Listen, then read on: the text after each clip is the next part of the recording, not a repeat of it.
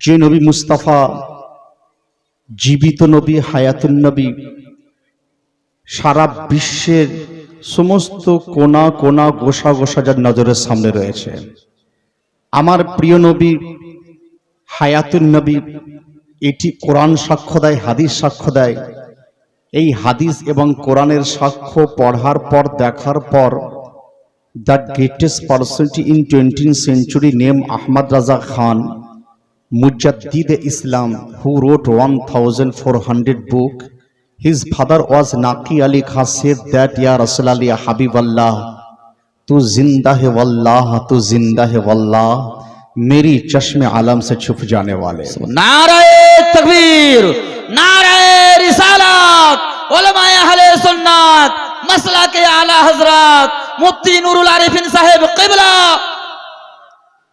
उस नबी और रसूल पर करोड़ों दरूद और सलाम जिन्होंने पूरी दुनिया के लिए रहमत होकर आए हैं। रसूल अकरम যিনি সারা বিশ্বের জন্য রহমত হয়ে এসেছিলেন, আর প্রত্যেকটি মুমিনের কলবের খবরও তিনি জানতে পারেন। সুবহানাল্লাহ। আজ আপনার এলাকায় কতজন জালসা শোনার জন্য এসেছেন, কতজন লোক দেখার জন্য এসেছেন, আর কতজন খাওয়ার জন্য এসেছেন, সমস্ত খবর আমার মুস্তাফা তিনি জানতে পারেন। আর এই জানার ক্ষমতা পড়ার পর দেখার পর চতুর্দশ শতকের মুজাদ্দিদ 1400 কিতাবের লেখক আলা হযরত আজিমুল মারতাবাত মুজাদ্দিদ দ্বীন মিল্লাত, যার পিতা হযরত নাকি আলী খান রাদিয়াল্লাহু তাআলা আনহু, তিনি ইরশাদ করছেন, ইয়া রাসূলুল্লাহ, ইয়া হাবিবাল্লাহ, वल्लाह वो सुन लेंगे फरियाद को पहुंचेंगे, इतना भी हो कोई जो आह करे दिल से। वाह सुबहानाल्लाह, सुबहानाल्लाह। সেই নবী রাসূলের উপরে কোটি কোটি দুরূদ ও সালামের ডালি বর্ষিত হোক, যে নবী মুস্তাফার চেহারা ছিল অতুলনীয়, যার চেহারার কোনো তুলনা ছিল না। চেহারার তুলনা থাকবে কি করে? যার চেহারার বর্ণনা দিতে গিয়ে একজন আরবিক শায়ের, আরবিক কবি, যার নাম হযরত হাসান বিন সাবিত রাদিয়াল্লাহু তাআলা আনহু, তিনি ইরশাদ করছেন, ইয়া রাসূলুল্লাহ, আপনার শান্ত এটাই, ওয়া আহসানা মিনকা লাম তারাকাতু আইনি ওয়া আজমাল মিনকা লাম তালিদিন নিসা খুলিকতা মুবাররান মিন কুল্লি আইবিন কাআন্নাকা কাদ খুলিকতা কামা তাশা। বাহ বাহ সুবহানাল্লাহ। অর্থাৎ তিনি বলেন, ইয়া রাসূলুল্লাহ, ওয়া আহসানু মিনকা লাম তারাকাতু আইনি, আপনার মতো এত সুন্দর চেহারা আমাদের চোখ কখনোই দেখেনি। বাহ বাহ বাহ। ওয়া আজমাল মিনকা লাম তালিদিন নিসা, আর আপনার মতো এত সুন্দর সন্তানের জন্ম কোনো মাও দিতে পারেনি। সুবহানাল্লাহ। বাহ। জিজ্ঞাসা করা হলো, ये question arise in our mind, আমাদের মনের মধ্যে একটা প্রশ্ন জাগতে পারে, মাওলানা সাহাব, সাহাবী রাসূল হযরত হাসান বিন সাবিত রাদিয়াল্লাহু তাআলা আনহু, তিনি দাবি করলেন, দাওয়া করলেন, তিনি চ্যালেঞ্জ করলেন যে আমার মুস্তাফার মতো কেউ ছিল না, কেউ হবে না, আমার মুস্তাফার মতো কোন সন্তানের জন্ম কোনো মা দিতে পারেনি। ওনার দাওয়াটা কতটা সঠিক রয়েছে, কতটা সঠিক রয়েছে। হে হাসান বিন সাবিত, তুমি তো আরবকে দেখেছো, তুমি কি করে বললে? হাউ টু সে, বলার কারণটা কি, বললে কিভাবে? তো হযরত হাসান বিন সাবিত তিনি বলেন, হ্যাঁ হ্যাঁ, আমাদের ঈমান এটাই বলে, আমাদের আকীদা এটাই বলে যে আমাদের প্রিয় নবীর মতো না আগে কেউ ছিল, না এখন কেউ আছে, না পরে কেউ হবে। আবার জিজ্ঞাসা করা হলো, ও হাসান বিন সাবিত, দয়া করে তুমি বলে দাও যে নবী মুস্তাফার মতো আগেও কেউ ছিল না, এখনো কেউ নাই, আগামীতেও কেউ হবে না, তার অথেন্টিক একটা দলিল আমাদের সামনে পেশ করে দাও, অথেন্টিক একটা মানে দলিল আমাদেরকে বলে দাও। তা হযরত হাসান বিন সাবিত তিনি বলেন, শোনো শোনো, এর অথেন্টিক দলিল যদি নিতে চাও তো চলো চলো, এমন একটি বারগাহ, এমন একটি দরবার, এমন একজন পার্সোনালিটি যাকে হলি অ্যাঞ্জেল বলা হয়, the greatest leader of all angels, সমস্ত ফেরেশতাদের সর্দার বলা হয়। সেই সর্দারের নামটা কি? হযরত জিবরাইল আলাইহিস সালাম। হযরত হাসান বিন সাবিত তিনি বলেন, চলো চলো, গো টুয়ার্ডস হযরত জিবরাইল আলাইহিস সালাম, জিবরাইল আলাইহিস সালামের দিকে চলো। যাওয়া হচ্ছে, জিবরাইল আলাইহিস সালামের কাছে গিয়ে জিজ্ঞাসা করা হোক, হে জিবরাইল আলাইহিস সালাম, হযরত হাসান বিন সাবিতের দাবি এটাই, রাসূলুল্লাহর মতো আগেও কেউ ছিল না, এখনো কেউ নাই, আগামীতেও কেউ হবে না, আপনার দাবি কি? What is your idea? আপনার দাওয়া কি? তা হযরত জিবরিল আলাইহিস সালাম তিনি বলেন, শোনো শোনো, আমার দাবি এটাই যেটা হাসান বিন সাবিত তিনি বলেছেন, এটাও আমার দাবি। Have there any proof? কোন প্রুফ কি রয়েছে? তা হযরত জিবরিল আলাইহিস সালাম বলেন, হ্যাঁ হ্যাঁ, আই হ্যাভ মেনি প্রুফস। আমার কাছে একটা নাই, অনেক প্রুফ রয়েছে যে আমার নবী মুস্তাফার মতো আগেও কেউ ছিলেন না, এখনো কেউ নাই, আগামীতে কেউ হবে না। হে জিবরাইল, একটা প্রুফ তো আমাকে দিয়ে দাও, please give us A proof, আমাদেরকে একটা প্রুফ দিয়ে দাও। তো জিবরাইল আলাইহিস সালাম তিনি বলেন, শোনো শোনো শোনো শোনো, আমি যখন মিরাজের রাত্রিতে রাসূলের পাক সাহেবে আলাকে নিয়ে মক্কা শরীফ থেকে বাইতুল মাকদাসের দিকে যাচ্ছিলাম, বাইতুল মাকদাস যেটা ফিলিস্তিনে অবস্থিত, যেটাকে নিয়ে বুঝলেন জেরুজালেম, আপনার ওই ইহুদি রাজত্ব, ইহুদি দেশ, আপনার যেটাকে নিয়ে বহু তারা খেলানোর চেষ্টা করছে, তারা বলে আমাদের দখলে।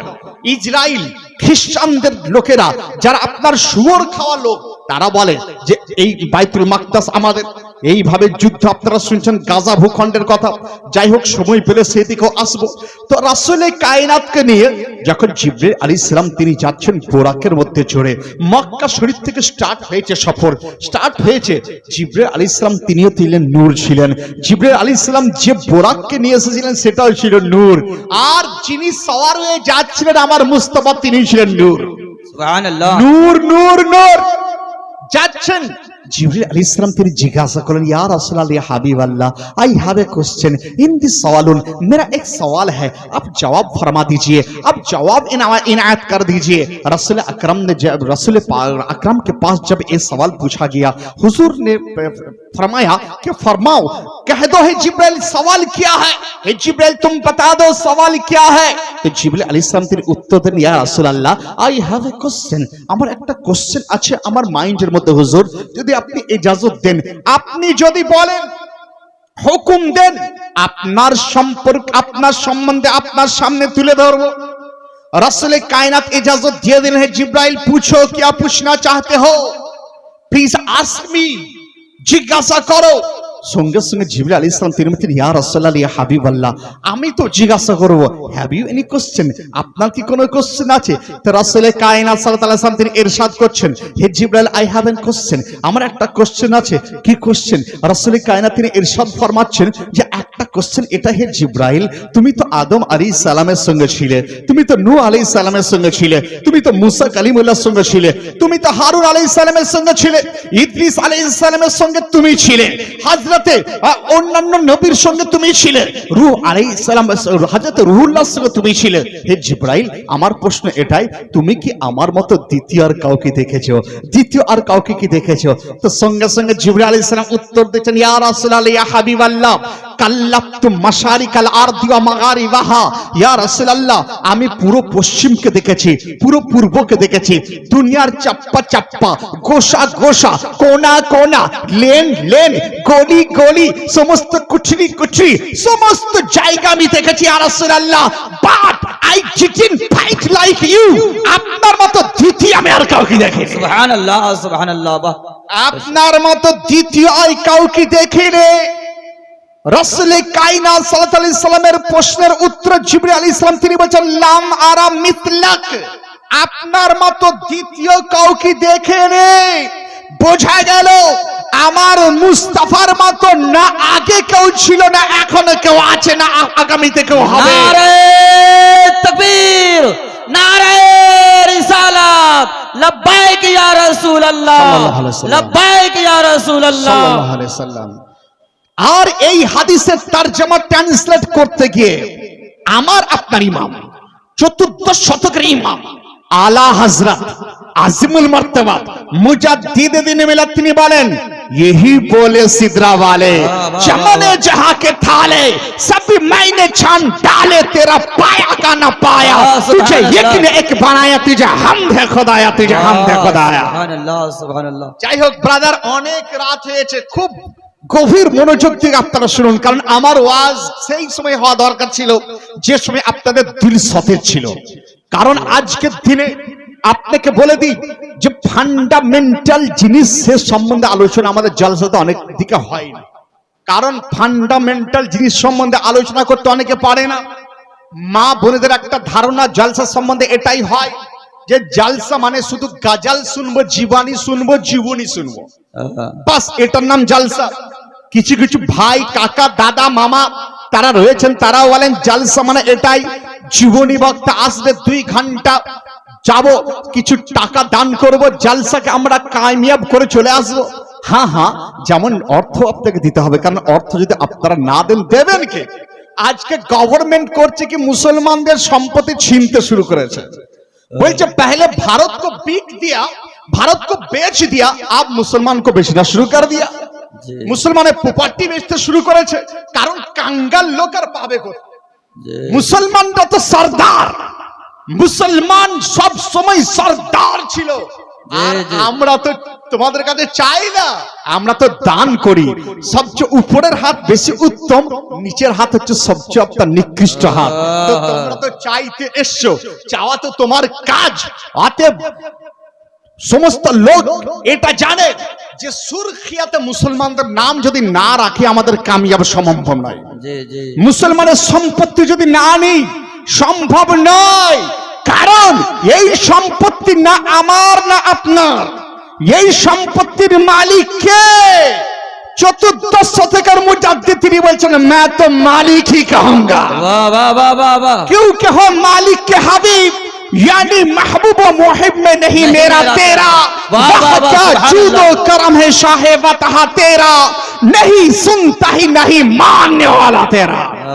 आज মুসলমানদের সম্পত্তির প্রতি লোভ কেন জানেন মা বোনেরা? আপনারা শুনুন, কারণ শুধুমাত্র ছেলেদের জিম্মেদারি নয়, আর একটু বেশি ভারী কথা বললে আপনারা বুঝতে পারেন না। বলছে মাওলানা সাহেবের ওয়াজ বুঝতে পারা যায় না।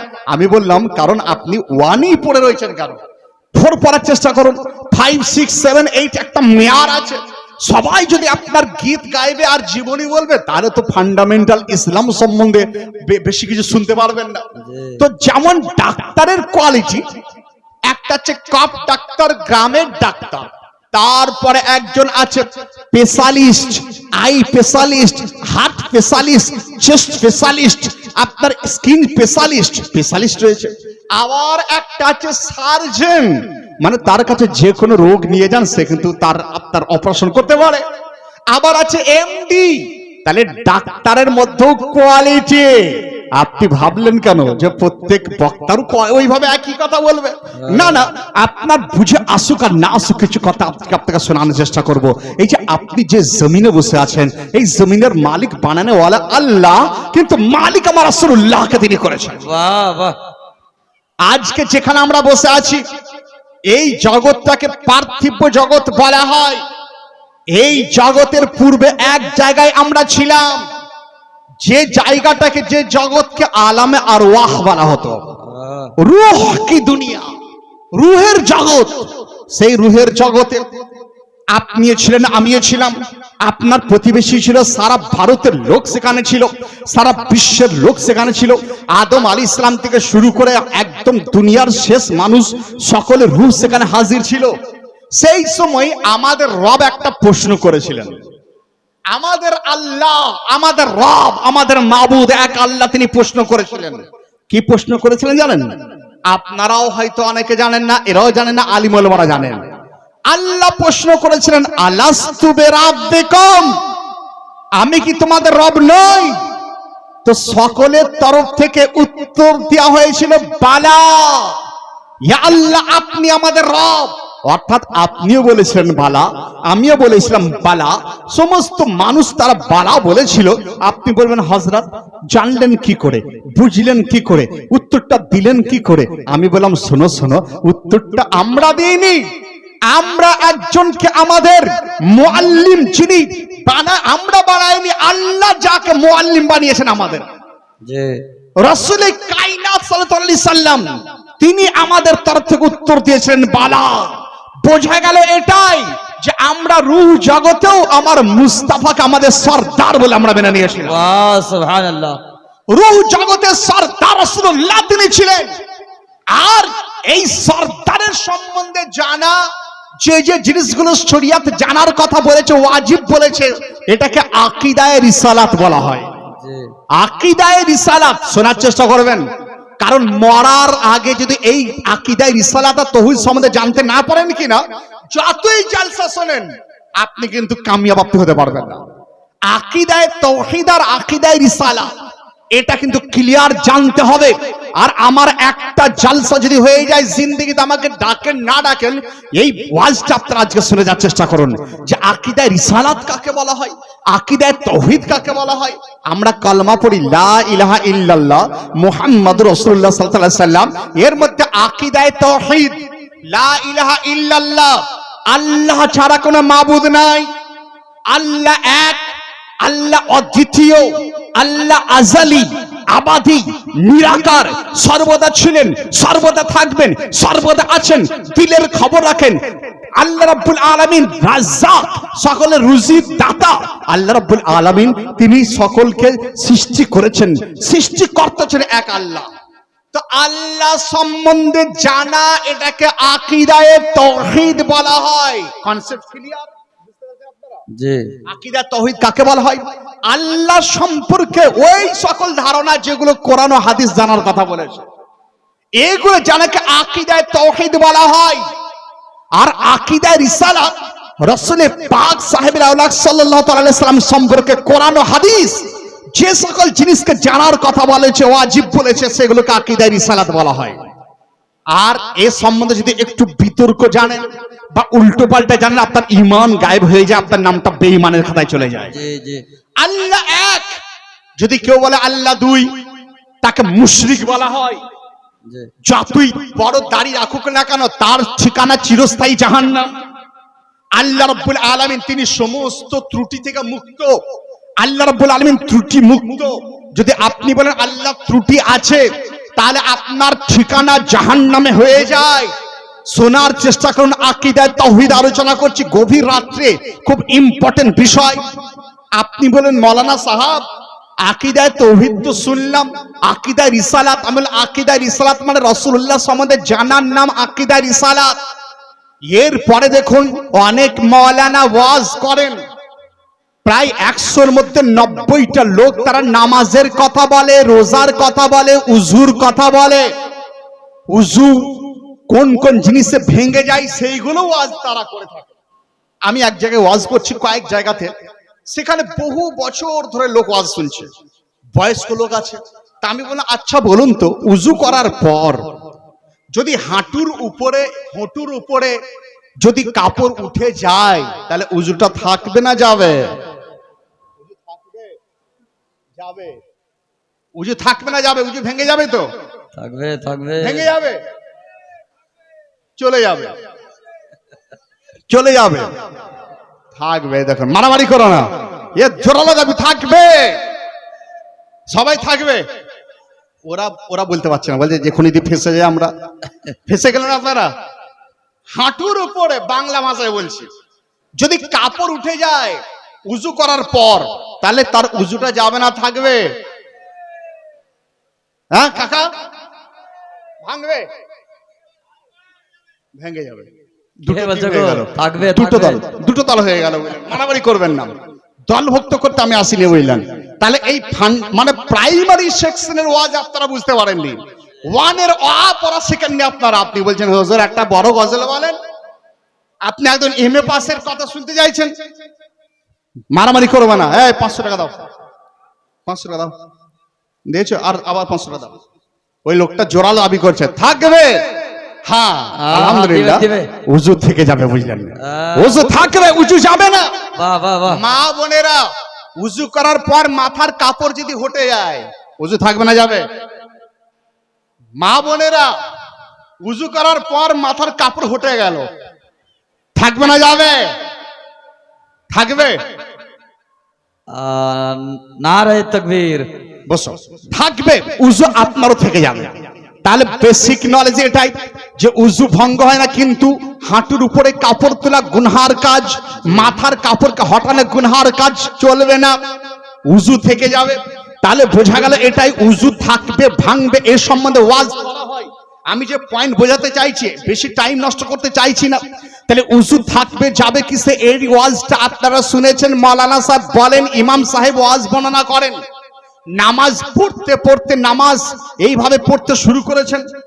ড্যান্সওয়ালা নামাজি নয়, অনেক লোক আছে ড্যান্সওয়ালা নামাজি, ওই সকল লোকেরা তাদের একটু অপারেশন একটু পরে আপনাদের করছি বুঝলেন, যারা বলে এখানে হাত বাঁধতে হবে বুঝলেন ছেলেদের জন্য, তাদের অপারেশন রয়েছে আলহামদুলিল্লাহ। কারণ আমি আপনাদের সম্মুখে আমার সম্বন্ধে মৌলানা সাহেব যেটা বললেন তো ইনি জানেন তাই, কিন্তু আপনারা অনেকেই হয়তো জানেন না।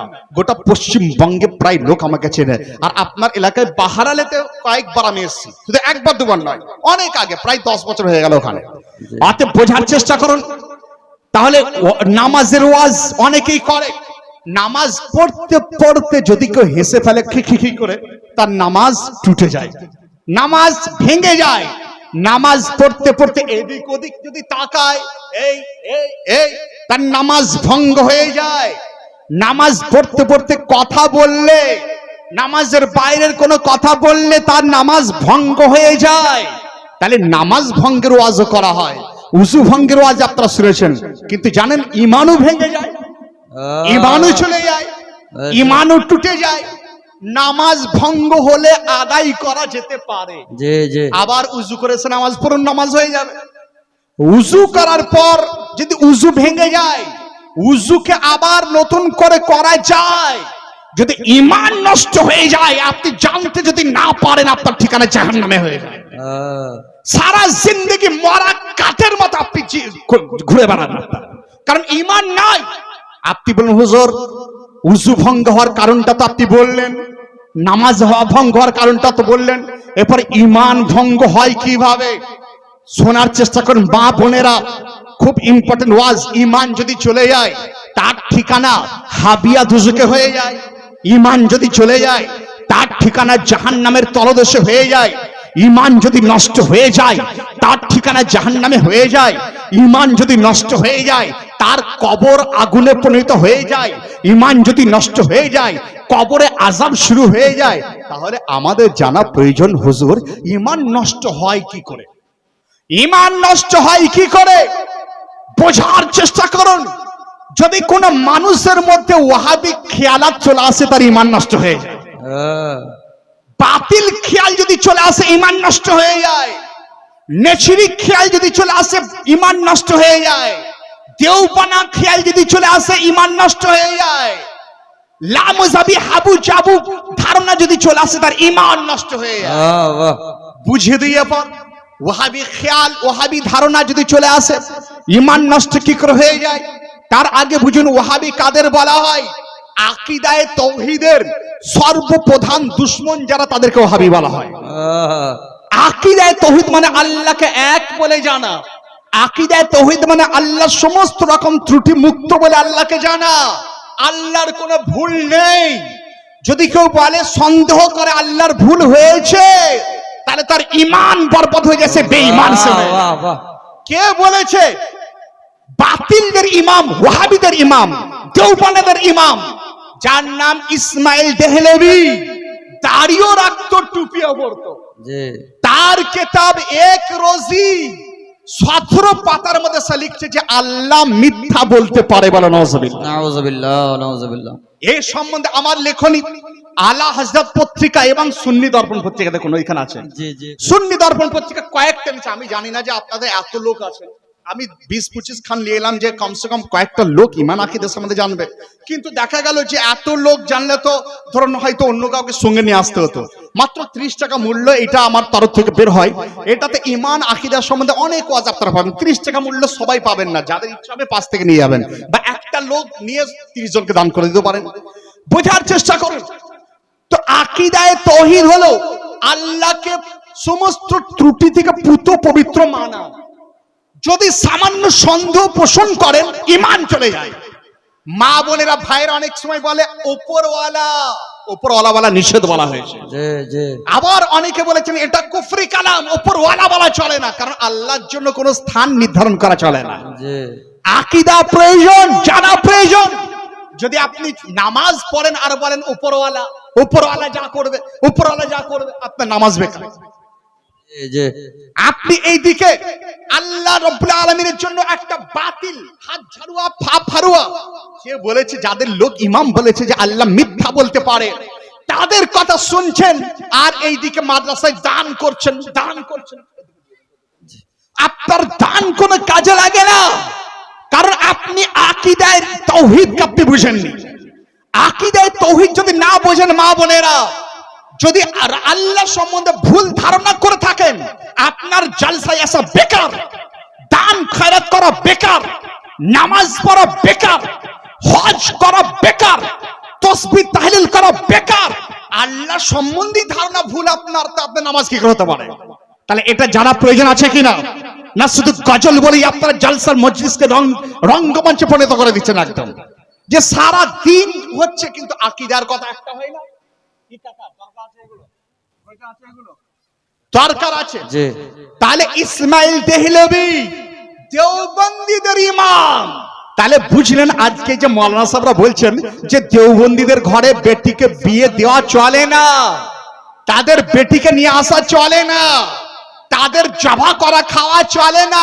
কারণটা কি? কারণ এটাই যে আল্লাহ সম্বন্ধে তারা কটু কথা বলে জাহান্নামী তারা হয়ে গেছে। আল্লাহ সম্বন্ধে বাতিল ধারণা তাদের রয়েছে। বোঝার চেষ্টা করুন। আবার কি বলছে? আল্লাহ চালবাজ, নাউজুবিল্লাহ। যে চাল করে, ছলনা করে, বলছে ছলনাকারী। কে বলেছে? এইগুলো আপনার মওদুদি বলেছে, মাহমুদুল হাসান দেওবন্দি সে বলেছে। তাহলে দেখুন যে আলিম অনেক রকম হতে পারে, কিন্তু সঠিক ওয়াজ আকীদার উপর তারাই করে যারা আহলে সুন্নাত ওয়াল জামাত রয়েছে। একবার দরুদ শরীফ পড়ুন, আমি টাইমটা জিজ্ঞাসা করে আমার ওয়াজের গতিকে বাড়াবো। আল্লাহুম্মা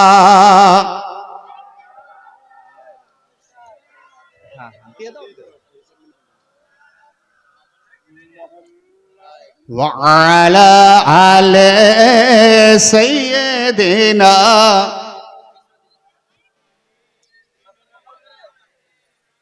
মাওলানা মুহাম্মদ সাল্লাল্লাহু আলা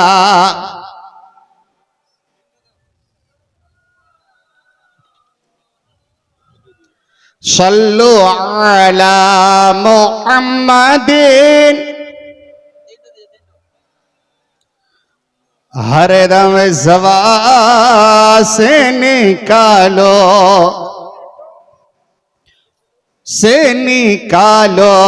पाक नामे মুহাম্মদ সাল্লাল্লাহু আলাইহি সাল্লাম। এরপর শোনার চেষ্টা করুন। তাহলে এতদিন আপনার ইমাম সাহেব এটা ওয়াজ করতেন যে দেওবন্দ তারা আমাদের সুন্নি নয়, ওয়াহাবি তারা সুন্নি নয়, এরা বাতিল ফিরকা। কিন্তু হয়তো বলেছে আপনারা বুঝেননি। আজকে বোঝার চেষ্টা করুন যে কেন তাদের কাছে বেটিদেরকে বিয়ে দেওয়া যায় না, তাদের সঙ্গে সম্পর্ক কেন করা চলে না, তাদের জবা করা খাওয়া কেন চলে না। आला हजरत आजिबुल मर्तबा তিনি বলছেন যে तुझसे और जन्नत से क्या मतलब, वहां भी दूर हो। तुझसे और जन्नत से क्या मतलब, वहां भी दूर हो। हम रसूलुल्लाह के जन्नत रसूलुल्लाह की। অর্থাৎ তিনি বললেন যে ওয়াহাবি তোদের সঙ্গে তো কোনো সম্পর্ক নাই জান্নাতে, তোমরা দূর হও, কারণ আমরা রসুলুল্লাহর গোলাম আমরা, আর জান্নাত তো রসুলুল্লাহর গোলামদের জন্য। আকার জান্নাত, আকার গোলামরা জান্নাতে যাবে।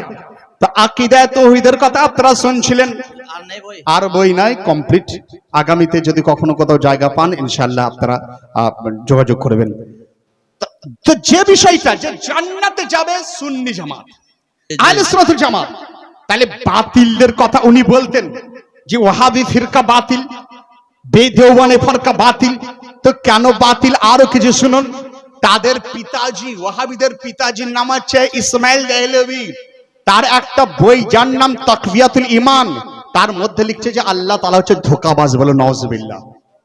যদি আমাকে আপনি ধোঁকাবাজ বলেন, আমি রাখবো কি রাখবো না?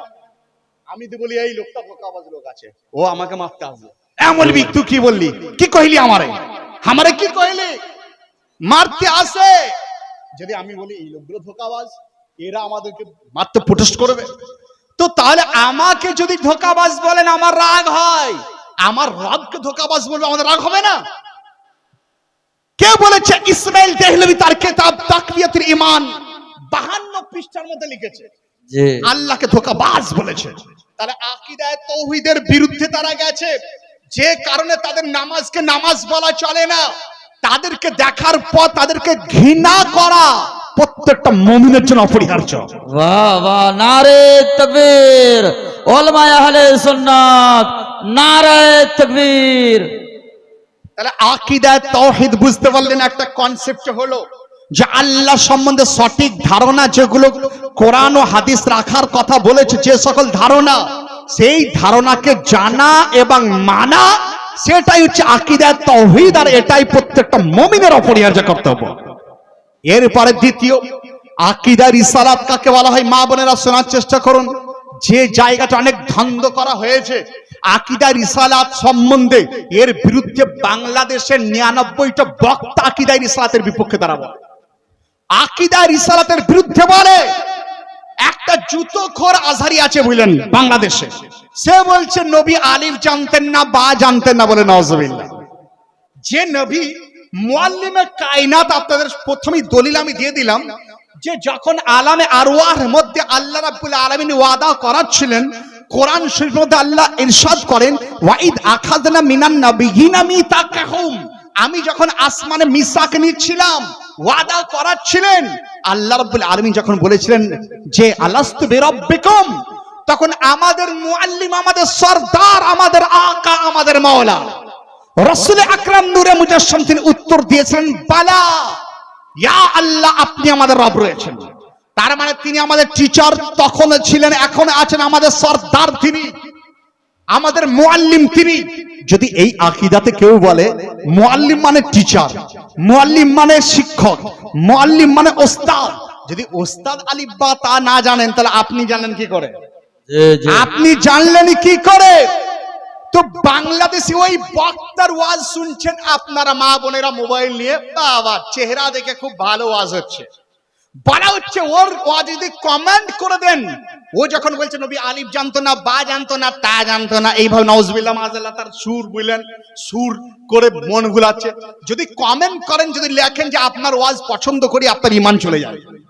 জি মোবাইলে একটা কমেন্ট ঈমান চলে যায়। রাসূল আকরাম তিনি ইরশাদ করেছিলেন যে কিয়ামতের আলামতের মধ্যে একটা আলামত এটাই, ইউসবিহুন নাসু মুমিনান ইউমসি কাফিরান, সকাল বেলায় মানুষ মুমিন থাকবে, সন্ধ্যাবেলায় কাফির হয়ে যাবে। জি জি কিয়ামতের আলামত একটা আলামত, সন্ধ্যাবেলায় মুমিন আর সকালে কাফির হয়ে যাবে। যেমন সন্ধ্যাবেলাতে আপনারা ওয়াজ শুনতে এলেন, ওয়াজ শুনতে আসার পর বক্তাদের মুখে এটা শুনলেন যে আমার রাসূল পাক সাহাবে লাওলাক তিনি ত্রুটি মুক্ত নবী, ওনার কোনো ত্রুটি ছিল না। সকালবেলায় কোন নালাইক, জুকার নালাইকের ওয়াজ শুনলেন, কামাদির ওয়াজ শুনলেন, মির্জা ইঞ্জিনিয়ারের ওয়াজ শুনলেন, বাংলাদেশের নকল আজহারির ওয়াজ শুনলেন, সে বলছে নবী এই জানতো না, সেই জানতো না, পিঠ পিছের খবর জানে না। জুকার নালাইক বলে আজ কি তারিখ মে রসুল को मानना হারাম है। তারপর মির্জা সে বলে রসুল তো, সে তো রসুল পাক, তিনি তো আমাদের মতো বাসার। তাদের ওয়াজ শোনার পর কমেন্ট করে দিলেন সকালে, তাহলে রাত্রে মুমিন ছিলেন, সকালে আপনি বেঈমান আপনি হয়ে গেলেন। জি আর বেঈমান হলে মানে আপনার সমস্ত রকম নিয়ামত থেকে আপনি পুরো বঞ্চিত হয়ে গেলেন, দুনিয়ার নিয়ামত থেকে বঞ্চিত, কবরেও নিয়ামত থেকে বঞ্চিত, আযাব আর আযাব আপনাদের হয়ে গেল। বোঝার চেষ্টা করুন, আকীদায়ে রিসালাতের প্রথম পয়েন্ট, প্রথম 1-2 করে কয়েকটা পয়েন্ট বলবো, আপনাদের ধৈর্য ধারণ তো আপনার থাকবে আমি জানি, কিন্তু খুব বেশিক্ষণ নয়। আকীদা তাওহীদ আর রিসালাত যদি বুঝে যান, আমি জানবো যে আজকের জলসা সাকসেসফুল হয়ে গেছে। জি বাহ সুবহানাল্লাহ। প্রথম পয়েন্ট আকীদা রিসালাতের এটাই হবে, এটাই আমরা ঈমান রাখি যে নবী যারা হন তারা মাসুম হয়ে থাকেন। বাহ সুবহানাল্লাহ, বেশক মাসুম হয়ে থাকেন। মাসুম মানে যার কোনো গুনাহ হয় না, জি গুনাহ থেকে পুত পবিত্র। আর মা বোনেরা শুনুন, ভাইরা শুনুন, বাচ্চা ছেলেকে মাসুম বলা হারাম। জি বাচ্চা ছেলেদেরকে মাসুম বাচ্চা বলা হারাম। এই যে জোর করে হারাম বলছে, একটা অর্ডার দিতে গেলে জোর আওয়াজ না হলে বুঝলেন আপনারা বুঝবেন না। যদি বলতাম মাসুম বাচ্চাদের মাসুম বলা হারাম, অনেকে বুঝতে পারতেন না। কিন্তু একদম যখন অর্ডার জারি হবে, রাসূল পাক সাহেবের আওলাকে দরবার থেকে আকায়ে কায়নাত যে ফরমান জারি করেছেন, আর আমরা রাসূল পাকের গোলাম, রসুল পাক সাহেবের আওলাকের অর্ডারকে সারা বিশ্বের সামনে তুলে ধরা, ওনার কানুনকে, ওনার শরীয়তকে লোকের সামনে তুলে ধরা, এটা প্রত্যেকটি আলিমে দিনের কর্তব্য। জি জি। তো বাচ্চা ছেলেদেরকে মাসুম বলা হারাম, কারণ মাসুম তারাই যাদের গুনাহ হয় না, মাসুম তারাই যাদের গুনাহ হয়েছে বলে মানে যাদের গুনাহ হবেই না। যদি কেউ সন্দেহ করে গুনাহ হতে পারে, তার ঈমান চলে যায়। জি। তাহলে বাচ্চা ছেলের গুনাহ হতে পারে তো? বাচ্চা ছেলে দেখবেন অনেক সময় তারা মুখ দিয়ে খারাপ কথা বলে, 2-3 বছরের বাচ্চা বলে কিনা, গান বলে কিনা, আপনার আরো অনেক কিছু বলে ফেলে, কিন্তু লেখা হয় না। যে কারণে বাচ্চাকে মাসুম বলা চলে না। নবী যারা হয়ে থাকেন তারা গুনাহ থেকে পুত পবিত্র, কোনো গুনাহ ওনাদের নেই, গুনাহ হতে পারেই না, এটা আকীদা রিসালাত। বাহ সুবহানাল্লাহ। আর এই কথাটা চতুর্দশ শতকের মুজাদ্দিদ তিনি কত সুন্দর উত্তর দিয়ে তিনি বলছেন, ও কামালে হুসেন হুজুর হ্যায় कि घुमाने नक्शे जहां नहीं, यही फूल खार से दूर है, यही शम्मा है कि धुआं नहीं। কি বলছেন ইয়া রাসূলুল্লাহ, ইয়া হাবিবাল্লাহ, আপনার শান তো এটাই যে আপনার গুনাহ তো দূরের কথা, গুনাহর সন্দেহও করা যাবে না, গুনাহ আপনার নেই। वो कमाल हुस्ने हुजूर है कि गुमान नक्श जहां नहीं, যার মধ্যে কোন রকম গুমান করা যায় না যে নকশ রয়েছে, গুমান করলেও তার ঈমান চলে যাবে। যদি কেউ বলে হতে পারে, বাস ঈমান থেকে আউট, ঈমান তার আউট হয়ে যায়। তাই নবী যারা হয়ে থাকে তারা গুনাহ থেকে পুত পবিত্র।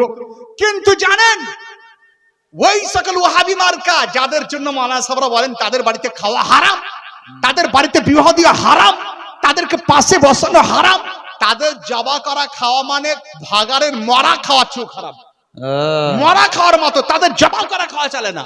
কারণ রাসূল পাক সাহেবের আওলাদ সম্বন্ধে তাদের ধারণা কি জানেন? जुकर नालायक से बोलছে आज की तारीख में रसूल को मानना हराम है। বলে আজকের দিনে রসুলকে মানা চলবে না, রসুলকে মানাই চলবে না বলছো। তাহলে বুঝুন কেমন তারা মুসলমান তারা হয়ে গেছে। আজকে আপনারা ওয়াকাব নিয়ে কাঁদছেন, এই ওয়াকাব বোর্ডের মানে ওই ব্রিটিশদের কাছে বিক্রি করার ছলনা ওয়াহাবিরা করেছে, ওয়াহাবিরা করেছিল। আজ প্যালেস্তাইন নিয়ে আপনারা কাঁদছেন, চিৎকার করছেন, কিন্তু জানেন ওই প্যালেস্তাইন একটা আপনার ওই প্যালেস্তাইনকে দখল করার জন্য, প্যালেস্তাইনকে আপনার কবজা করার জন্য আর ইসরায়েলকে দেশ সাব্যস্ত করার জন্য 1948 সালে একটা ফরমান জারি করা হয়েছিল। লন্ডন একটা ফরমান জারি করলো যে ইসরায়েলকে দেশ বলে সম্বর্ধনা দিতে হবে বা দেশ বলে গণ্য করতে হবে। ওই লেটার ভারতের প্রাইম মিনিস্টার জওহরলাল নেহরুর কাছে এসেছিল। জওহরলাল নেহরু উত্তর দিয়েছিল যে শোনো, তোমরা ব্রিটিশ থেকে এসেছো, তোমাদের শক্তিবান, তোমরা ক্ষমতাশালী, তোমরা এসেছো, খাও দাও থাকো, ট্যুর করে চলে যাও। ওই লেটারে আমি জওহরলাল সই করব না, কারণ ইসরায়েল কখনোই দেশ ছিল না, তাকে দেশ বলে গণ্য করা যাবে না। আর ফিলিস্তিন এটা মুসলমানদের প্রপার্টি, মুসলমানদের দেশ, অতএব এটা দেশ থাকবে। তো জওহরলাল নেহরু তার লেটারকে প্রত্যাখ্যান করেছিল। কিন্তু আফসোসের বিষয়, এই লেটারটা যখন আরবের মধ্যে আলে সৌদের কাছে গেল, তো আলে সৌদ করলো কি জানেন? তিনি বলেন তোমরা কোথা থেকে এসছো? বলে উই আর ফ্রম ব্রিটিশ। বলে ইয়েস, হোয়াট ইউ ওয়ান্ট, তোমরা কি চাও? বলে we want to the country Israel is a country, তাকে একটা স্বীকৃতি দিতে চাই। বলে ঠিক আছে, তোমরা ব্রিটিশ যাকে চাও স্বীকৃতি দাও, যাকে চাও স্বীকৃতি ছিনিয়ে নাও, আমি চোখ বন্ধ করে সই করে দেব। বলো নাউজুবিল্লাহ। তো আলে সৌদ, আরবের আলে সৌদ তাকে ইসরায়েলকে দেশ বলে সই সে করে দিয়েছিল। তাহলে ভারতের জওহরলাল নেহরু সে প্রত্যাখ্যান করলো, সই করলো না একজন মুশরিক হওয়ার পরেও, আর আলে সৌদ একজন নামধারী মুসলমান হওয়ার পথে সই করে দিল। যে কারণে লোকেরা জিজ্ঞাসা করত, একবার মিটিং হলো যে আরবের মধ্যে এত ওয়াহাবি কিসের জন্য, শাম দেশের লোকেরা এত মানে বাতিল হয়ে যাচ্ছে কেন, কিন্তু ভারতের লোকেদের ঈমান এত মজবুত কিসের জন্য? ওখানে তো বড় আলিম ছিল, ওখানে তো বড় আলিম ছিল। তো উত্তর এটাই হলো যে শোনো, বড় আলিম তো ছিল, কিন্তু সেখানে আহমদ রাজা তো থাকেনি। জি বাহ বাহ বাহ আলা হযরত তো থাকেনি, তো আল্লাহু সৌদি আকবার। আরবের মধ্যে, আল্লাহু আকবার ইয়া আলী তো সৌদি আরবের মধ্যে ওহাবি হওয়ার কারণ এটাই, বড় আলিম তো ছিল কিন্তু কেউ আমার আলা হযরতের মতো ছিল না। বড় আলিম তো ছিল কিন্তু আলা হযরতের মতো কেউ ছিল না। যে কারণে আজ ভারতের যে দেখছেন, আমি মিশরে ছিলাম 2 বছর, মিশরেও আমি দেখেছি যে সেখানকার মানুষের মধ্যে ঈমান আকীদা অতটা, মানে যাদেরকে আমি দেখিনি তাদের কথা বলছি না, ঈমান আকীদাতে মজবুতি কিছু লোকের রয়েছে কিন্তু বেশিরভাগ লোকের নাই। ভারতের মধ্যে বেশিরভাগ লোকেরই সুন্নি যারা, তার ঈমান মজবুত রয়েছে, বাহ বাহ বেশক কারণ আলা হযরত তিনি ছিলেন। আর আলা হযরত কার নাম দেখুন, যখন যখন যুদ্ধ হয়েছে, যখন যখন ইসলামের উপর হামলা হয়েছে, তখন তখন তখন উত্তর আলা হযরত তিনি দিয়েছেন। জি আলা হযরত উত্তর দিয়েছেন। একদল ফিরকা তারা চলে এলো ব্রিটিশদেরকে খুশি করার জন্য, বলল হ্যাঁ হ্যাঁ রাসূল পাকের মুহাব্বত এটা এসেনশিয়াল নয়, রাসূলের প্রেম থাকলেও থাকতে পারে। বারেলির তাজদার আলা হযরত গর্জন তিনি করেছিলেন।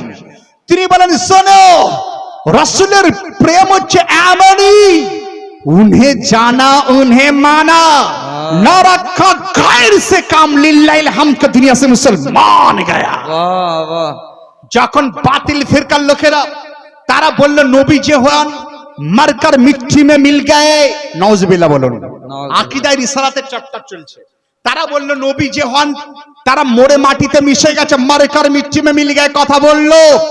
তখন ভারতের অন্যান্য ওলামা উত্তর দিতে পারছিলেন না, গর্জন করেছেন আমার আপনার আলা হযরত।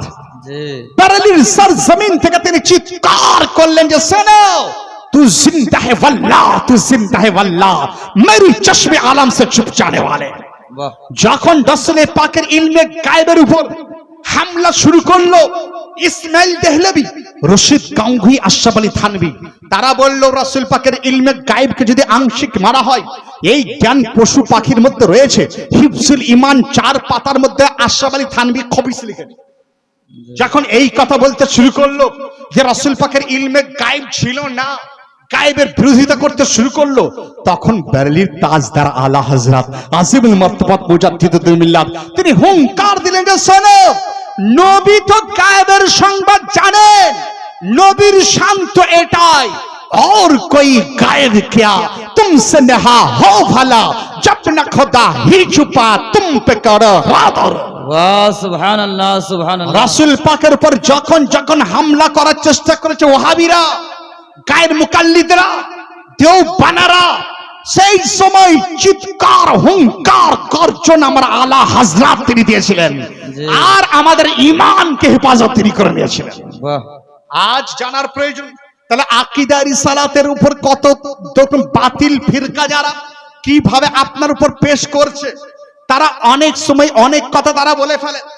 তো আপনাদের সম্মুখে একটা হাদিস শরীফের ব্যাখ্যা করে দিয়ে আমার বক্তব্য এন্ডিং এর দিকে নিয়ে যাব, কারণ এই সম্বন্ধে আপনাদের অল্প জানুন আর আমল করার চেষ্টা করতে হবে। জি বেশক সারা রাত জানলেন কিন্তু আকীদা সম্বন্ধে বুঝতে পারলেন না, আমি তো জানবো, বেকার হয়ে গেল।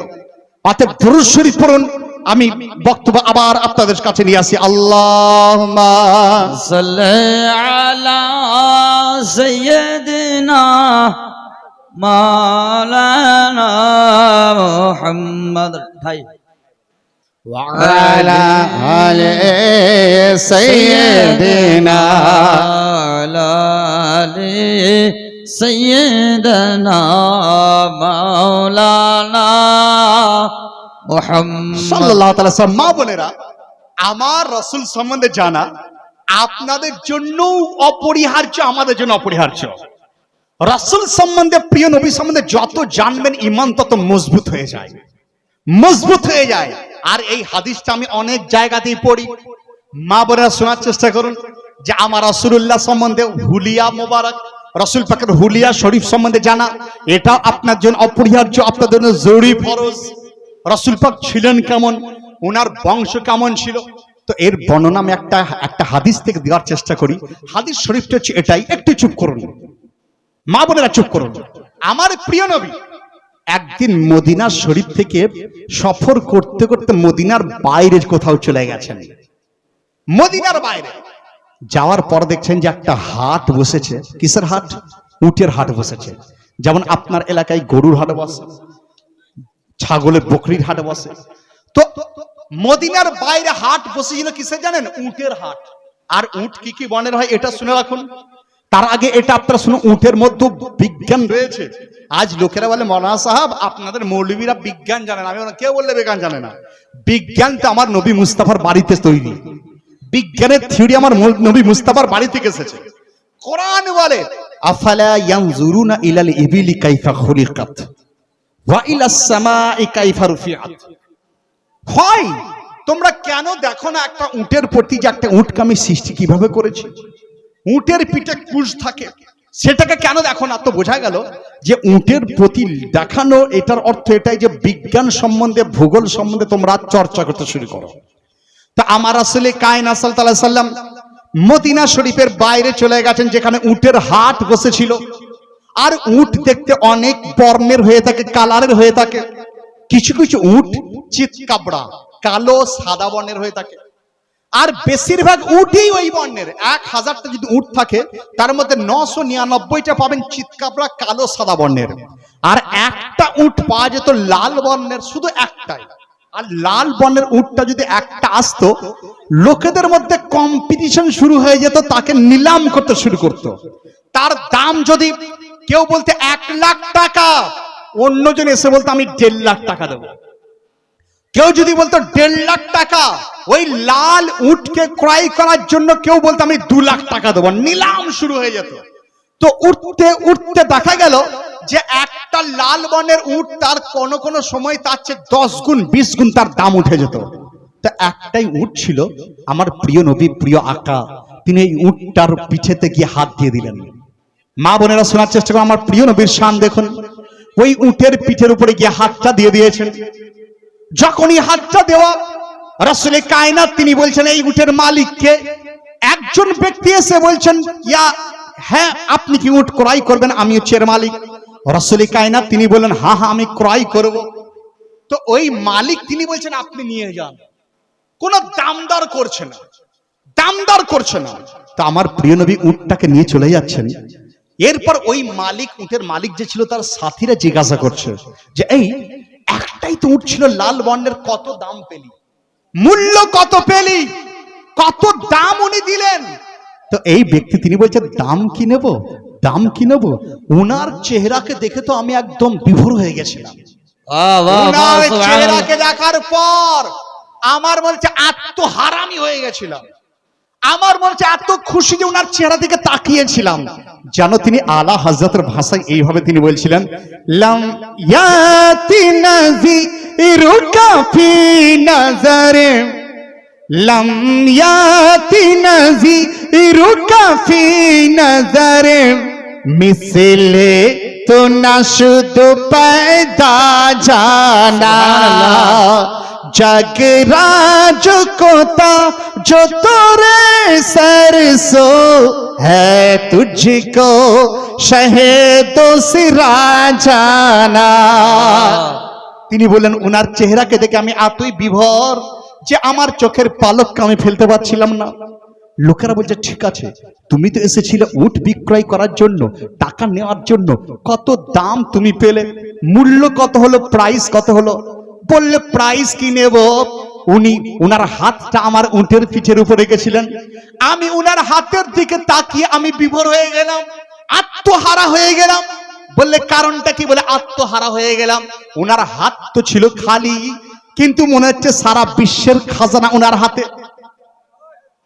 এইভাবে তিনি বললেন যেন আলা হযরতের ভাষায় তিনি বলছিলেন करीम ऐसा मिला के जिसके खुले हैं हाथ और भरे खजाने,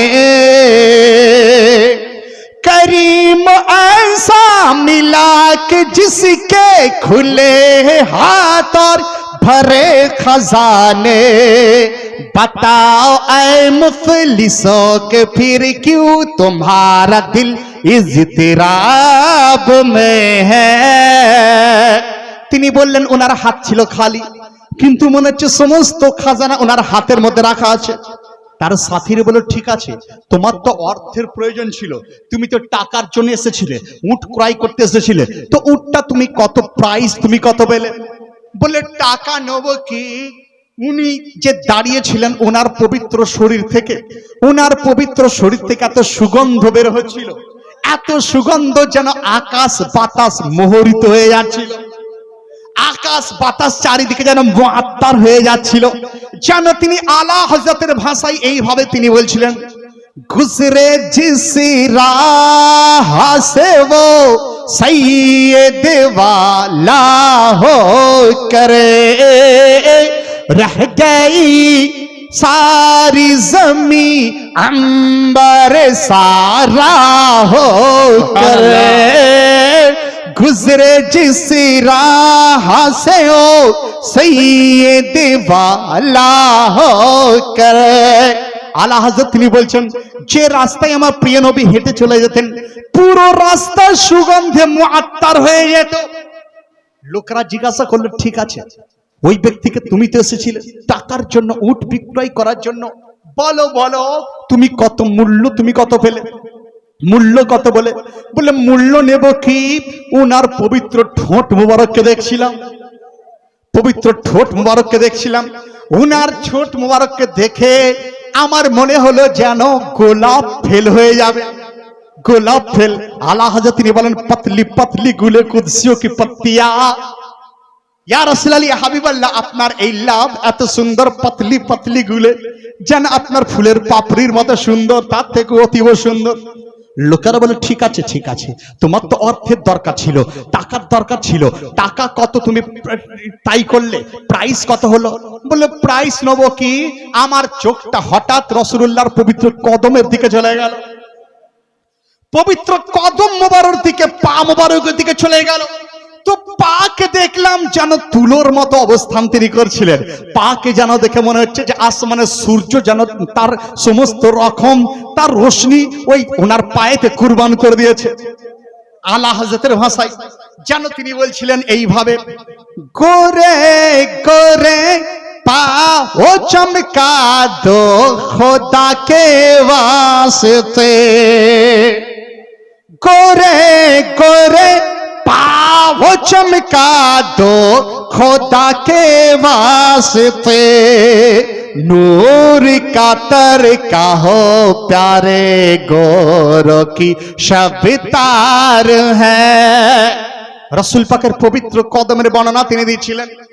যখন এইভাবে কথোপকথন হচ্ছিল, মা বোনেরা আমার প্রিয় নবীর শান আপনারা শুনছেন, রাসূল পাকের মহব্বত সম্বন্ধে যত শুনবেন দিলের মধ্যে রাসূলের প্রেম যদি জাগ্রত হয়ে যায়, আর দরুদ শরীফ পড়তে পড়তে কোন রাত্রিতে যদি রাসূল পাকের জিয়ারত হয়ে যায়, তা আপনার ঠিকানা জান্নাতে হয়ে যায়।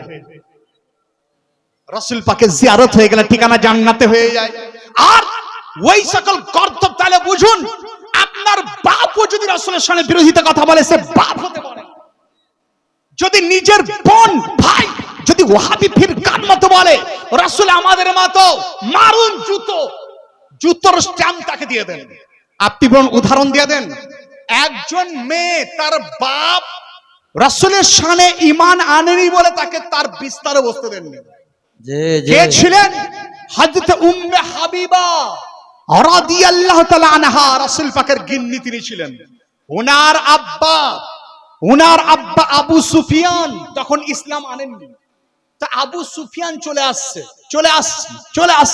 তো হযরত উম্মে হাবিবা রাসূল পাকের বিছানাটা গুটিয়ে নিচ্ছেন, তাড়াতাড়ি করে গুটিয়ে নিচ্ছেন। বেটি তো বাপ আসছে, বিছানা গুটাচ্ছে কেন?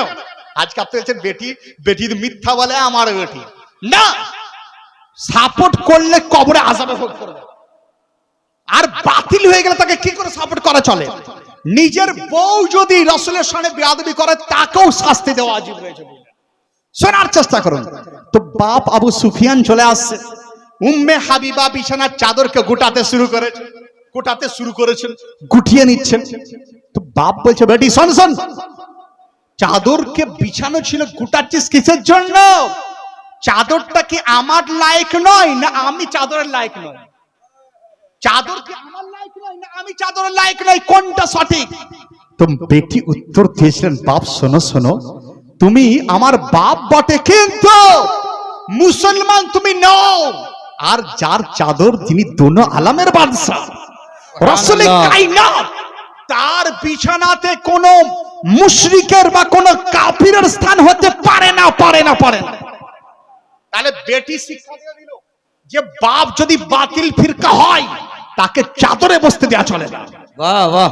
উমায়ের বলে একজন সাহাবী ছিলেন, অন্ধ সাহাবী, নাবিনা সাহাবী, দেখতে পেতেন না।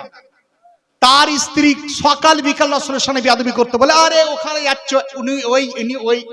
উমায়ের মানা করেছিল, এই শোন, এরপর যদি তোর মুখে রাসূলের সামনে বেয়াদবি শুনতে পাই তাহলে তোকে এমন শাস্তি দেব যে পুরো হাদিস দৃষ্টান্ত হয়ে থাকবে। বললে আবার বলে, তুমি তো চোখে দেখতে পাও না। তো উমায়ের বলে, ঠিক আছে, তাহলে শাস্তির জন্য তো তৈরি হয়ে যা। রাত্রিবেলায় তার বউ ঘুমাচ্ছিল বললেন, আর উমায়ের তিনি একটা তলোয়ার ছিল জানতেন। তলোয়ারটা নিয়ে আসার পর দুই দিকে চাঁদকে তার বউয়ের পেটে এমন ধরেছিল দুটো খণ্ডতে বিভক্ত হয়ে গেছিল। এরপর চলে গেছে সকালে কতল করে দিয়েছেন। যাওয়ার পর রাসূলুল্লাহ দরবারে যখনই যাচ্ছেন আমার মুস্তাফা তিনি বলছেন, ইয়া উমায়ের, তুমি গুস্তাখকে সাজা দিয়ে দিয়েছো, গুস্তাখ রাসূলকে সাজা দিয়েছো। বোঝা গেল বিবি যদি রাসূলের সামনে বিরোধিতা করে তাকেও শাস্তি দেওয়া উচিত, শাস্তি দেওয়া ওয়াজিব তার জন্য রয়েছে। আর আপনি কি করে জেনে শুনে তার বেটিকে বিয়ে করে নিয়ে আসছেন? কি করে নিয়ে আসছেন? যে বলছে রাসূল এই জানতেন না সেই জানতেন না। তা আকীদার ওয়াজ শুনছেন বললেন, এই ওয়াজটা প্রত্যেকেই করতে পারে না। আর আমরা আপনাদের সম্মুখে বলি, যদি এই আকীদা মজবুত না হয়, জ্বর যদি খারাপ হয়ে যায়, গাছের মূল শিকড় রুট যদি পচে যায়, তার শাখার কোনো মূল্য থাকে না, তার ডালের কোনো মূল্য থাকে না, তার ফুলের কোনো মূল্য থাকে না, তার ফলের কোনো মূল্য থাকে না। আর জ্বর যদি সতেজ থাকে, ফুল ফল যদি এই বছর না হয়, আগামী বছরে হতে পারে। তো রাসূল পাকের ঈমান জ্বরের মতো, শিকড়ের মতো, রুটের মতো। রুট ঠিক আছে মানে তার শাখা প্রশাখা ঠিক আছে, রুট ঠিক আছে, ফুল ঠিক আছে, রুট ঠিক আছে, ফল ঠিক আছে।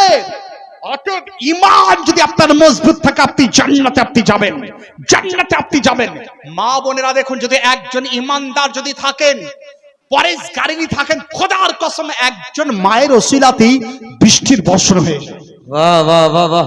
একজন পরেশগারিনী মা যদি পাক্কা ঈমানদার হয় আর পরেশগারিনী হয়, তার ওসিলাতে করোনার মতো ভাইরাস দূরে চলে যায়। আপনি বলুন কি উদাহরণ দেন? আজ থেকে 600-700 বছর পূর্বের ঘটনা। দিল্লির বুকে একজন মা ছিলেন, যে মা তিনি পরেশগারিনী ছিলেন, ঈমানদারিনী তো ছিলেনই, পরেশগারিনী। যে মা কোনোদিন গান শোনেননি, নাচ দেখেননি, যে মা কোনোদিন নামাজ কাজা করেননি, রোজা কাজা করেননি, যে মা কোনোদিন ঠাট্টা তামাশা বিদ্রুপ শোনেননি, যে মা কোনোদিন বেপরদাই বাড়ির বাইরে বের হননি, যে মা কোনোদিন মিথ্যা বলেননি, সেই মা দিল্লিতে বাস করতেন, দিল্লিতে বাস করতেন। দিল্লির বুকে একবার বৃষ্টি বর্ষণ হচ্ছিল না, কয়েক বছর ধরে সেখানে আপনার কাহাবসালি দুর্ভিক্ষ দেখা দিয়েছিল, দুর্ভিক্ষ দেখা দিয়েছিল। তো দিল্লির লোকেরা করলো কি, ইমাম সাহেবের কাছে চলে এলো, মাওলানা সাহাব, মাওলানা সাহাব, দয়া করে আপনি দোয়া করে দেন, কারণ আপনি যদি দোয়া করে দেন হতেও পারে আপনার হাত কাল্লা কবুল করতে পারেন, বৃষ্টি বর্ষণ হতে পারে, আপনি দোয়া করে দেন। তো মাওলানা সাহাব তিনি লোকেদেরকে নিয়ে মাঠেতে হাজির হলেন। মাঠেতে হাজির হয়ে যে দোয়া করা হয় তাকে ইস্তিসকা বলা হয়। নামাজে ইস্তিসকার জন্য হাজির হয়েছেন, বৃষ্টি বর্ষণ হওয়ার জন্য, করার জন্য, যাতে আল্লাহ কবুল করেন, দোয়ার জন্য হাজির হয়েছেন। ইমাম সাহেব তিনি নামাজ পড়লেন, দোয়া করলেন, বৃষ্টি বর্ষণ হচ্ছিল না। 2 রাকাত নামাজ পড়ার পর বৃষ্টি নাই, 4 রাকাত নামাজ পড়ার পরও বৃষ্টিপাত হয় না। হঠাৎ একটা বাচ্চা ছেলে, ছোট ছেলে ছুটতে ছুটতে চলে আসছে। আসার পর ইমাম সাহেবকে বলে, ইমাম সাহেব তুমি যদি 2 রাকাত কেন, যদি 20 রাকাত নামাজ পড়ো বৃষ্টি বর্ষণ হবে না। ব্যাটি মানে ইমাম সাহেব বুঝতে পারলেন যে এই ছেলেটা ছোট হতে পারে, কিন্তু তার কথার ভারত রয়েছে, ভারত রয়েছে। বেটা তুমি বাতা দো বারিশ कैसे बरसेगी, বারিশ कैसी होगी, বারিশ হবে কিভাবে? সঙ্গে সঙ্গে সেই ছেলে বলল ঠিক আছে, প্লিজ গিভ মি 5 মিনিটস, আমাকে 5 মিনিট টাইম দিয়ে দেন। শেষ হয়ে গেছে, শেষ করে দিই, তারপরে বলবেন ওটা। 5 মিনিট টাইম আমাকে দিয়ে দেন। বলে 5 মিনিট? বলে হ্যাঁ, 5 মিনিট টাইম আমাকে দিয়ে দেন। 5 মিনিটের মধ্যে আমি যাবো আর আসবো, ইনশাআল্লাহ দোয়া করবো, আল্লাহ যেহেতু বৃষ্টি হয়ে যাবে। তো ওই বাচ্চা ছেলে তিনি ছুটতে ছুটতে তার মায়ের কাছে চলে গেছেন। আর ওই মা পরে গাড়ি নিচে, মায়ের কথায় আগেই বললাম, গান শুনেননি, থিয়েটার দেখেননি, যাত্রা শুনেননি, মিথ্যা বলেননি, নামাজ কাজা করেননি, হজ কাজা করেন, রোজা ইত্যাদি কাজা করেননি, বেপর্দায় বাড়ির বাইরে বের হননি, কোন রকম আপনার ঠাট্টাতে তিনি থাকেননি। সেই মায়ের কাছে ওই বাচ্চা ছেলে চলে গেছে, বলছে মা আম্মি জান, আমার একটা কন্ডিশন আছে, আপনার একটা উপকার করতে হবে। বলে উপকার কি? বলে আপনি যে চাদরটা পরে নামাজ পড়েন, ওই চাদরটা আমাকে দিতে হবে। বলে বেটা কি করবি চাদর নিয়ে? বলে মা আপনার চাদর দিয়ে সেই কাজটা করে দেখাবো যে কাজটা ইমামের দোয়ার দ্বারা হয়নি, ইমামের দ্বারা হয়নি। চাদরটা নিয়েছেন, ছুটতে ছুটতে 5-6 বছরের ছেলে চলে এসেছেন, ইমাম সাহেবের সামনে দাঁড়িয়ে গেছেন। দাঁড়িয়ে চাদরকে নিয়ে দোয়া করতে শুরু করেছেন, আল্লাহ এটা সেই মায়ের চাদর যে মা কোনোদিন নামাজ কাজা করেনি। সুবহানাল্লাহ। হে আল্লাহ এটা সেই মায়ের চাদর যে মা কোনোদিন রোজা কাজা করেনি, যে মা কোনোদিন মিথ্যা বলেনি। বেটা একটার পর একটা দোয়া করছিল, এখনো দোয়া মুকাম্মাল হয়নি। আল্লাহ রাব্বুল আলামিনের দয়াতে মুষলধারে বৃষ্টির বর্ষণ শুরু হয়ে গেছিল। বাহ বাহ, নারে তাকবীর, নারে রিসালাত, নারে রিসালাত। তাহলে বৃষ্টির বর্ষণ হয়ে গেছিল। এর দ্বারা বোঝা গেল এটাই যে একজন মা যদি পরেশগারিনী, ইমানদারিনী পরেশগারিনী হয়ে যায়, তার ওসিলাতে আল্লাহ বৃষ্টি বর্ষণ করতে পারেন। আমার কাছে অনেক কালেকশন রয়েছে, ইনশাআল্লাহ পরবর্তীতে কোথাও যদি ওয়াজ আমার নাম শুনেন, আপনারা আসবেন, এই সম্বন্ধেই বলবেন যে মহিলাদের শান ইসলামে কিভাবে, একটু বলুন। তো 1 থেকে 2 ঘন্টা কোন কোন মহিলার দ্বারা এমন কিছু মা আজকে বিজ্ঞান যেগুলো পারেনি, আমার একজন পরেশগারিনী মায়ের দোয়াতে সেই কাজটা হয়ে গেছে। এমন কোন দোয়া, এমন কোন মহিলা, যে মহিলা ঝাড়ু লাগাচ্ছিলেন, ঝাড়ু লাগাতে লাগাতে আল্লাহর দরবারে ফরিয়াদ করেছিলেন, মুষলধারে বৃষ্টি শুরু হয়ে গেছিল। তো এইভাবে বুঝলাম কালেকশন অনেক রয়েছে মা বোনদেরকে। শুধুমাত্র জালসা মানে এটা ভাববেন না যে এক ধারে গেলাম বলে গেলাম, ঈমান সম্বন্ধে জানার চেষ্টা করবেন, আকীদা সম্বন্ধে জানার চেষ্টা করবেন। যাই হোক, আমার টাইম প্রায় শেষের দিকে, আর মৌলানা সাহেব তৈরি হয়ে গেছেন যারা পয়সা দিয়েছেন হাঁকার জন্য। আমি আপনাদের জন্য, আমার আছে এখানে নাই, তো যাই হোক মানে বাড়িতে রয়ে গেছে ব্যাগটা, বললাম আমি একটা তাবিজ নিয়ে এসে ফ্রি পয়সায় দিই, মানে একটা পয়সা নিই না, তাবিজ দিয়ে পয়সা নেওয়া চলে না, সেটা আমি নিয়ে এসেছিলাম, রুমেতেই রয়ে গেল। তো যাই হোক, বারেলী শরীফের হুজুর জামালে মিল্লাতের খলিফা আমি বললাম, হুজুর আমাকে খেলাফত দিয়েছেন, আর তাবিজেরও লেখার বা এবং তাবিজ বন্টন করারও তিনি আমাকে বলেছেন। অতএব আমি এগুলো বন্টন করে আজকে আপনাদের এখানে মুথাবাড়ি থেকে একজন গাড়ি করে 6 জন প্রায় চলে এসেছিল। আমি এখানে আরাম করছি, সন্ধ্যাবেলায় চলে এসেছে, মানে শুধুমাত্র এনাদের পোস্টার আমার নাম দেখে চলে এসেছে।